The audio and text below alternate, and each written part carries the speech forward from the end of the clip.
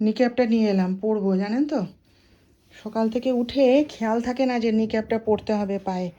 Doctor সাহেব প্রথম থেকে বলে দিয়েছে পায়ে এরকম প্রবলেম আছে হাঁটুতে, তুমি নিক্যাপটা আগে পরবে তারপর কাজ করবে। তো সকাল থেকে ছুটে দৌড়ে কাজ করি, পুজো করি, আমার আর খেয়াল থাকে না জানেন যে নিক্যাপটা পরতে হবে। যখন হাঁটুতে ব্যথাটা শুরু হয় তখন মনে পড়ে। এই যে ভাত ডাল সব বসিয়ে এলাম, আর একভাবে কাজ করে যাচ্ছি তো। আর এই হাঁটুটায় না বেশি যন্ত্রণা করে জানেন তো, এই যে বাম হাঁটুটা, এইখানটাতে এই যে এই জায়গাটায় জল জমে গেছিলো তো, ফ্লুইড জমে গেছিলো এই জায়গাটায় না, এই জন্য না এই হাঁটুটা একটু মানে কিছু একটু বেশি কাজ করলে এই হাঁটুটা ব্যথা করে। অথচ এই হাঁটুটা কিন্তু আমার ভালো ছিল জানেন তো, আমার ব্যথা ছিল ডান হাঁটুতে, অথচ এখন দেখুন এই হাঁটুটাতে কি যন্ত্রণা।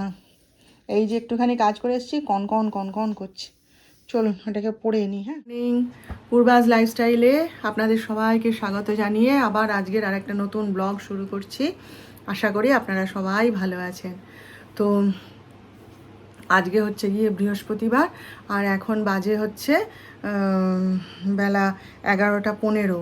তো আজকেও আবার ছন্দা দিয়ে আসেনি জানেন তো, কি জানি কি হলো, ফোন টোনও কিছু করেনি আর আমিও আর করিনি। তো সেই জন্যে আর গতকাল আমি বাজারেও যেতে পারিনি। তো ভেবেছিলাম যে যাই, ওই জন্যই তো আমি হাতের পাঁচ এনে রেখে দিই জানেন তো। ভেবেছিলাম যে সকালবেলায় তো চন্দা দিয়ে আসবেই, শাখা টাখা সব এনে দেবে, তো এলো না। ওই জন্য আজকে আর ঘরটা তুলিনি, যেমন ঘট পাতা ছিল তার মধ্যেই পুজো করে দিয়েছি। আর পানটা তো আগের সপ্তাহে আনা ছিল, সেটা ফ্রিজে ছিল, ভালোই আছে, যার ফলে আমার আর অসুবিধা হয়নি। দূর্বাও ছিল, তুলসী পাতাও ছিল, সবই ছিল, বেলপাতা ছিল, সবই ছিল। ওই জন্য পুজোটা করে নিয়েছি, ঘরটা আর তুলিনি, যেমন ঘট পাতা ছিল তার মধ্যেই পুজো করে দিয়েছি। আর বাসন কোসনও ওই যেগুলো দরকার সেগুলো একটু ধুয়ে নিলাম, নিয়ে পরে নিয়েছি। কি জানি শরীর অসুস্থ হয়েছে হয়তো, কি করে জানবো ফোন না করলে, কালকে যদি আসে তাহলে বুঝতে পারবো। তো যাই হোক, ওই জলখাবার টাবার খেলাম, খেয়ে তারপরে এই রান্না টান্না বসিয়ে এসছি, হচ্ছে রান্না। তো এদিকে তো আবার সোমবার দিন তো আবার জন্মাষ্টমী আছে। তো এখন থেকেই না একটু একটু করে যোগাযন্ত্র করতে হবে জানেন তো, না হলে ওই সোমবার জন্মাষ্টমী, শনি রবিবারে জোগাড় করবো সে অসম্ভব ব্যাপার হয়ে যায়, আর দামও বেড়ে যায়, আর সে প্রচণ্ড ভিড়, তার মধ্যে গিয়ে আর সম্ভব হয়ে ওঠে না। তাই ডাক্তার সাহেবকে বলছিলাম, তো আমাদের একটুখানি বেড়াতে যাওয়ার কথা ছিল, কিন্তু ওই যে মাঝখানে গাড়িটা খারাপ হয়ে গেল, জন্মাষ্টমীর আগেই যাওয়ার কথা ছিল। তো তো কী করে আর যাবো, গাড়ি খারাপ হয়ে ওই তো কারখানায় চলে গেছে, সে এখন 2-3 দিন টাইম লাগবে, তাইলে আর কি করে যাব, আর অন্য গাড়ি ভাড়া করে ঠোরে সে যাব না অমনি করে। তাহলে ওই জন্যই বসেছিলাম যে ঘুরে আসি, তারপরে একবারে জন্মাষ্টমীর যোগাযন্ত্র করব। তা সেই জন্যই করা হয়ে ওঠেনি। তাই ডাক্তার সাহেবকে বলছি যে আমি আজকে থেকেই একটু একটু করে শুরু করি জন্মাষ্টমীর বাজার, জানেন। যদিও বেশি কিছু আমি করি না, যেহেতু আমার গোবিন্দ আছে, একটু নিয়মে করতে হয় তাই করি, সেই জন্যে। তো সে যাই হোক, সেটা তো জোগাড় করতে হবে আমাকে, তাই না। তো দেখি আজকে বিকেল থেকে যেতে পারি কি না, যাবো কি না। তো যাই হোক, চলুন আপনারা সঙ্গে থাকুন আমার, দেখতে থাকুন প্রতিদিনের। হারমোনিয়ামটা আছে জানেন, সেটা না সেই আমি যখন ক্লাস 4-এ পড়ি তখন আমার বাবা আমাকে ওটা কিনে দিয়েছিলেন। তখন আমরা কলকাতায় থাকি, নিউ আলিপুরে এলআইসি ফ্ল্যাটে থাকি। তো সেইখানে একজন দিদিমণি আসতেন, সব আমাদের ফ্ল্যাটের সব বাচ্চাদেরকে যারা যারা গান শিখতো আর কি উনি শেখাতেন বাড়ি বাড়ি গিয়ে। তো মা তাকেই ঠিক করে দিয়েছিল, সে তার কাছেই আমার মানে গানে হাতে খড়ি সারেগামা শেখা। তো তারপরে তো কলকাতায় আমার খুব আবছা মনে পড়ে, একজন কে কাকু বাবার এক বন্ধুর সঙ্গে ছিল, তাকে নিয়ে বাবা গিয়ে হারমোনিয়ামটা নিয়ে এসেছিলেন। তো সেই থেকে আমার গানের শেখা শুরু আর কি। তারপরে তো মেদিনীপুর এলাম, তারপরে কলকাতা গেলাম, সে অনেক ব্যাপার অনেক কথা। তো সেই হারমোনিয়ামটা দিয়েই চলছিল। মাঝখানে একবার হারমোনিয়ামটাকে না টিউনিং করিয়েছিলাম, তখন বোধহয় বাবার কাছে। সেই সময় বাবা একবার টিউনিং করিয়ে দিয়েছিলেন। তারপরে যখন আমার বিয়ে হয়ে যায়, মা তখন আমি অষ্টমঙ্গলার পর একবার বাড়িতে গেলাম, তখন মা বললেন কি যে তুই হারমোনিয়ামটা নিয়ে যা, তোর হারমোনিয়াম তুই নিয়ে যা, গান করবি ওখানে গিয়ে। এদের বাড়িতেও হারমোনিয়াম ছিল একটা, সত্যি তাতে গান টান করতাম না। হ্যাঁ, তো তারপরে সেই হারমোনিয়ামটা ডাক্তার সাহেব নিজে যেহেতু গান টান ভালোবাসে, গান টান করে বলে না, সেই হারমোনিয়ামটা ও নিজে নিয়ে এসেছিলো জানেন, বাসের পিছন দিকে তুলে। তখন তো আমাদের গাড়ি টাড়ি ছিল না, তো বাসের পিছন দিকে তুলে নিয়ে ডাক্তার সাহেব নিয়ে এসেছিলেন ওই হারমোনিয়ামটাকে। তো নিয়ে আসার পরে সেই হারমোনিয়ামটাতেই এত বছর ধরে আমরা দুজনেই গান করি, গান প্র্যাকটিস করি। তো সেই হারমোনিয়ামটা ডাক্তার সাহেবের আমার থেকেও বেশি যত্নের ছিল আমার হারমোনিয়াম, কিন্তু ও খুব বেশি যত্নটা ওই করতো আর কি, কাউকে হাত দিতে দিত না, কারো হাত ছোঁয়ানোর হুকুম ছিল না, কোথাও হারমোনিয়াম নিয়ে যেতেও দিত না, খুব যত্ন করে রাখতো। তারপরে এত বছর ধরে গান টান করার পর এখন কি হয়েছে বলুন তো, মানে হারমোনিয়ামটা না মানে আর বাজছেই না। হ্যাঁ, তারপরে একটা রিড টিপলে আর একটা রিড দিয়ে আওয়াজ বেরোচ্ছে, তারপরে বাজছে না, সুর বেরোচ্ছে না। তা আমি বললাম যে টিউনিং করিয়ে দাও একবার, দিলে ভালো চলবে, একটু আধটু গান করি আর কি সন্ধ্যাবেলায়। তারপরে ও সময় পেলে করে। যিশু তো হারমোনিয়ামে গান শিখলোই না, ও গিটার ভালোবাসে, ও গিটার বাজায়। তো তারপরে এখন ডাক্তার সাহেব বলছেন কি, বলে তোমার যদি আপত্তি না থাকে, কারণ তোমার বাবার দেওয়ার স্মৃতি তো, তোমার যদি আপত্তি না থাকে তাহলে এই হারমোনিয়ামটাকে চলো বেচে দিই, দিয়ে তোমাকে একটা স্কেল চেঞ্জার কিনে দেবো ভালো। তখন আমি দেখলাম যে আমার আপত্তি থাকার কি আছে, বাপই মরে গেছে, তার আর বাপের জিনিস, এত বছর হয়ে গেল, নিজেই বুড়ো হতে চললাম। হ্যাঁ, আর একটা স্কেল চেঞ্জারের শখ আমারও ছিল বহু বছরে। তারপরে ভেবেছিলাম যে যিশুর যদি মেয়েটে হয় তাহলে এই হারমোনিয়ামটা ওকে দেবো। তারপরে ভাবলাম না বাবা, দরকার নেই। তখন কি দেখবো বলুন তো, আমার সামনে দিয়েই আমার হারমোনিয়ামকে আমার ছেলে বেচে দিয়ে স্কেল চেঞ্জার নিয়ে এলো। তার থেকে বরং আমার হাজব্যান্ড গান টান ভালোবাসে, আমিও গান টান করি, আমি চলো যাই। তা বলেছিল যে কলকাতায় পুজোর সময় যাব, গিয়ে কিনে দেবো। তা এইটা এখন কলকাতার অবস্থা, কে যাবে এখন ওর মধ্যে বলুন স্কেল চেঞ্জার কিনতে। তাই ডাক্তার সাহেবকে বলছি, এখানেই ডাক্তার সাহেবের একজন বন্ধুর দোকান আছে আর কি, খুব বড় দোকান, ওখান থেকেই যিশুর গিটার প্রথম যখন গিটার কেনে যিশু, ওখান থেকেই আমি গিয়ে কিনে দিয়েছিলাম। তা বলছি তাহলে ওর দোকান থেকেই চলো নিয়ে আসি। বলছে দাঁড়াও দেখি, আরেকটু দেখি, যদি সময় করতে পারি, যদি পুজোটা এখন আসতে দেরি আছে, দেখি না, কলকাতায় গেলে ভালো জিনিসটা আরও পাবো। তো দেখা যাক কি হয়। আমারও খুব শখ একটা স্কেল চেঞ্জারের জানেন, আর ছেড়ে দিতে মায়া লাগবে বই কি, এত বছরের জিনিস, বাবার দেওয়া স্মৃতি, সেটাও ঠিক, আবার শুধু শুধু ওটা রেখে দিয়ে কি করবো, একটা স্কেল চেঞ্জারেরও ইচ্ছা করে, তাই না? থাকতেই ভালোবাসি, বুঝলেন তো। ওই নিজের সংসার ধর্ম করছি, রান্না বান্না করছি, সংসারে কাজ করছি, তার মাঝে এবারে ওই একটু গান করি যখন সময় পাই, সব সময় তো আর সময় পাই না, একটু গান করি, তারপরে বই পড়ি, তারপরে টিভি দেখি, সেলাই করি। হ্যাঁ, তারপরে এই বন্ধু বান্ধব ফোন করছে, তাদের সঙ্গে গল্প করছি, আমিও ফোন করি। তারপরে এই একটু বন্ধুর বুটিকে গেলাম, কি আমার শাড়ির দোকান আছে, সেখানে গেলাম, একটু দেখে এলাম। হ্যাঁ, নিজে সাজগোজ করতে ভালোবাসি, সাজগোজ করি। তারপরে ডাক্তার সাহেবের সঙ্গে সঙ্গে সময় পেলে বেড়াতে যাই, এইভাবেই আমার দিন কেটে যায়, সময় কেটে যায়।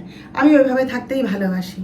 আমার ওই সব মানে কি বলুন তো, মানে ওই মানে ঘরে বসে বসে ওই পরচর্চা, পরনিন্দা, সমালোচনা, হ্যাঁ, কুটলেমি করা, তারপরে এর কান ভাঙানো, ওর কান ভাঙানো, অশান্তি লাগানো সংসারে, আমি ওসবে আমি থাকিই না, পারিও না, আর আমি ওসবের মধ্যে থাকিও না। আমার একদম ভালো লাগে না, বিরক্তি লাগে ওই সমস্ত। তার চেয়ে ভাই নিজের মনে নিজে থাকি, ওই অনেক ভালো, মেলামেশার দরকার নেই। তারপরে কোথায় কি কথা বলে ফেলবো বলুন, কার কিভাবে লেগে যাবে ভগবান জানে। কি দরকার আমার ওসব। আমি যেমন, আমার হাজব্যান্ডও তেমন। সেও ওই নিজের কাজের জগতে ব্যস্ত থাকে, তার বাইরে যেটুকু সময় পায় ওই আমাদের সাথে গল্প করলো, হাসি মজা করলো, মোবাইল দেখলো, পেপার দেখলো, গান শুনলো কি নিজে গান করলো, ব্যাস ওই পর্যন্তই। আমাদের ছেলেটাও ওই রকম, যিশুও ওই রকম, ও গান ভালোবাসে। যিশু তো গিটার বাজায়, খুব সুন্দর গিটার বাজিয়ে গান করে, ওর গানের গলাটা খুব সুন্দর, জানেন তো। কোনোদিন কিন্তু গান শেখেনি যিশু, কোনোদিন হারমোনিয়াম ছুঁয়েও দেখেনি। ও তবলা শিখতো, তবলার হাতটা খুব ভালো, তবলা শিখিয়েছিলাম ওকে। আর গিটার কিন্তু ওকে কোনোদিন শেখায়নি, ওর গিটারের নেশা ছোট্টর থেকে, জানেন তো। ওই ওই ইউটিউব দেখে দেখে ও গিটার বাজাতে শিখে গেছে নিজে নিজেই। তো খুব সুন্দর ও গিটার বাজিয়ে গান করে, ওর অনেক গিটার আছে, 2-3খানা গিটার ওর বাবা ওকে কিনে দিয়েছে। তো ওর আবার নিজে একটা চ্যানেল খুলেছে, তাইতে আবার গান আপলোড করে। বলছি দেখুন যে একটা তুই গান কর, আমার ভিডিওতে একটু দিই, সবাই শুনবে, তোর বাপির গান কেমন সবাই শুনেছে, তা লজ্জা পায়। সে যাই হোক, আমার ছেলেটাও ওই রকম, ও নিজের জগতে থাকে। আর ওই যে ওর জন্মদিনের গিফট, ওর বাবা টিভিটা কিনে দিয়েছে, ব্যাস ওইটা কিনে দিয়ে আরও সুবিধা হয়েছে। রাত দিন ওই টিভি দেখছে, গল্পের বই পড়ছে, গান করছে, দরকার হলে তারপরে দাদাদের সঙ্গে ওই যে বেড়াতে যাচ্ছে, একটু খাওয়া দাওয়া করে আসছে, খাবার অর্ডার করে খাচ্ছে, ব্যাস ওরও কোনো অসুবিধা নেই, ও সুন্দর থাকে। তো আমরা ওই জন্য মানে আমরা নিজেদের মধ্যে নিজে থাকতেই ভালোবাসি, ওসব আমাদের ভাল লাগে না গো। এই যে দেখুন চাল কুমড়োর তরকারি, এটা আমার জন্যে, হ্যাঁ, আর ওদের জন্যে এই যে আলু দিয়ে বানিয়ে দিয়েছিলাম, আর বানিয়ে দিয়েছি আর কি। আর এই যে বেগুন ভাজা, আজকে করেছি মুগের ডাল, হ্যাঁ, আর এখানে হচ্ছে মাছ ভাজা। যিশুর খাওয়া হয়ে গেছে, যিশুকে পাঁপড় ভেজে দিয়েছিলাম, ওই পাঁপড় ভাজা দিয়ে আর চাল কুমড়োর তরকারি দিয়ে যিশু খেয়ে নিয়েছি। তো এখন বাজে হচ্ছে রাত 9টা, বুঝলেন তো। সিরিয়ালটা দেখে উঠে এলাম, অনুরাগের ছোঁয়াটা হচ্ছে। তো যাই হোক, কী বলে, আমি এসছি এখন, এই দেখুন সেই কত বাসি দুধ কত দিনের না জমা হয়েছে, দেখছেন কতটা দুধ। এই দুধটা কি করব, কালকে আবার শুক্রবার, তো এতদিন ধরে কি এতটা দুধ রেখে দেওয়া যায়, নষ্ট হয়ে যাবে না। ওই জন্য এসছি, ছানা করে নেব, নিলে ওরা দুজনেই খেয়ে নিতে পারবে। তা এটা অনেকক্ষণই বাইরে বের করে রেখেছিলাম, এই জন্য এখন এসছি, এটাকে গরম করে ছানা করব। আর সন্ধ্যাবেলায় তো কণা এসছে, আজকে তো মানে বাসন ধুতে ধুতে না আমার হাতের আঙুলগুলো ব্যথা হয়ে গেছে, জানেন তো।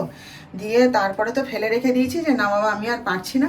এবার রান্নাঘরের বাসন ভর্তি হয়েছিল, তাহলে কণা এসছে, এসে ওই যে দেখুন কিছুতেই কথা শুনলো না, ওই যে দেখছেন কত বাসন সব ধুয়ে দিয়েছে। বলে আচ্ছা আমি রান্না করে নিই, তোমাকে চিন্তা করতে হবে না, আমি ধুয়ে দিচ্ছি। আমার কথার পাত্তাই দিল না, আমি যত বলি না রেখে দে, পাত্তাই দিল না। এই যে দেখুন সব ধুয়ে দিয়ে গেছে। বলে আজকের বাসনগুলো আমি ধুয়ে দিয়ে যাচ্ছি, আর গামলায় যেগুলো আছে থাক, যদি না আসে তাহলে কালকে তুমি আমাকে একটু ফোন করে দেবে, আমি ওদের উপরে রান্না করে যাওয়ার পথে ধুয়ে দিয়ে চলে যাব। আমি কিছু বলিনি, ও নিজে থেকেই বলল। আর আজকে একটুখানি বাজার গেছিলাম, ওই বললাম না আপনাদের যে আমি ওইসব নিয়েই থাকি, ওসব নিয়েই থাকতে ভালোবাসি। তো ওই একটু জন্মাষ্টমীর মানে বাজার আরম্ভ করলাম আর আজ থেকে আর কি, একটু টুকিটাকি জিনিস কিনে নিয়ে এলাম, এটা ওটা সেটা। ডাক্তার সাহেব যে মিষ্টি মালা এগুলো এনে দেয়, আর বাদ বাকি যা লাগে না লাগে, গোপালের পোশাক, হ্যাঁ, বাঁশি বলুন, বিছানা বলুন, যা বলুন, ওইগুলো আমি আমার পছন্দ করে নিজে নিয়ে আসি। আর ও সে পুজোর দিন যদি পারে তো এনে দেবে, ক্ষীর মিষ্টি যা যা লাগে, আর না হলে আমি যিশুর সঙ্গে সকালবেলায় গিয়ে নিয়ে আসবো। তো এই আর কি।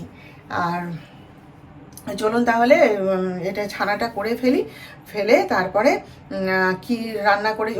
তারপরে সন্ধ্যাবেলায় ফিরে এসে আগে সব জলখাবার খাবে বলে সেই যে ছোলাটা সেদ্ধ করে রেখেছিলাম, সেটাকে আবার ভাজলাম, হ্যাঁ, ভেজে আমিও খেয়েছি জলখাবার, চিড়ে দিয়ে চানাচুর দিয়ে মাখিয়ে, ওরাও খেয়েছে। খেয়ে ঠেয়ে তারপরে এই এখন এসছি, তাড়াতাড়ি খেয়ে নেবো, 9টা তো বাজে, করে ফেলি। তো চলুন, হ্যাঁ, কাজটা শেষ করে নিই, তারপর দেখাচ্ছি আপনাদের কি কি রান্না হয়েছে না। এই যে দেখুন, ছোলা সেদ্ধ করেছি, আমাদের খাওয়াও হয়ে গেছে, অর্ধেক রয়েছে, আবার ওরা সকালে খেয়ে নেবে।